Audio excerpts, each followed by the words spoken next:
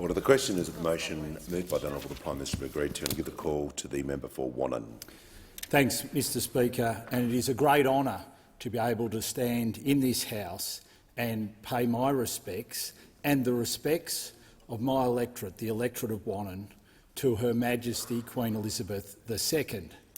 And on behalf of my electorate, can I say to King Charles III and his family, extended family, our thoughts and prayers are with you at this time. Mr Speaker, it is a show of the importance and the respect in which the Queen was held that two Prime Ministers on either side of the political spectrum thought that it was warranted that she should have her title enacted in law here in this parliament. The first was Sir Robert Menzies and the second was Gough Whitlam.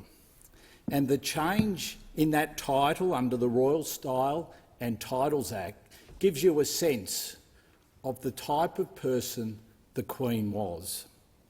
Because in 1953, Sir Robert Menzies enacted a title, and then in 1973, Gough Whitlam thought that it needed to be updated. It needed to be updated because that title needed to divorce state from church, and also it needed to give primacy to the Queen's sovereign rule of Australia. When Gough Whitlam put this to the Queen, she agreed because she understood that it was the will of the Australian people that this change should be made.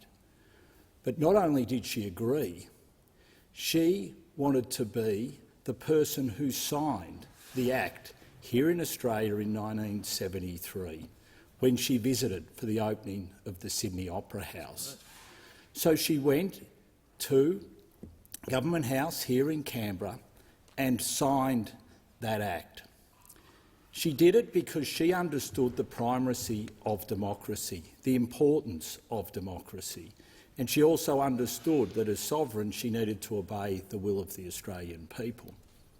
It also showed, though, her humour, because at the lunch after the signing of that Act, one Australian rather impolitely said to her, "Congratulations on becoming naturalised, Your Majesty," of which she smiled. And it shows her willingness to understand that unique Australian sense of humour. The Queen left a mark that I think no other world leader will ever leave on Australia. When she visited the electorate of Wannon in 1954, she went to Hamilton, then a population of 5,000. 70,000 people came to Hamilton that day to see the Queen. The people of Portland were so upset that they weren't included in the visit that they complained bitterly. That old rivalry between towns alive well and truly then. So what did Her Majesty do?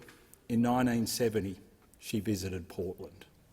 Just shows how she knew and understood this nation and wanted to make sure that she represented everyone she possibly could.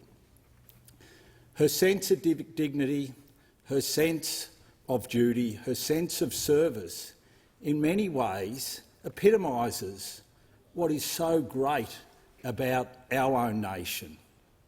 Every time you see fire, floods, cyclones, what is it that we are reminded of? That sense of service, that sense of giving to others, that sense of self is not as important as giving to those around us.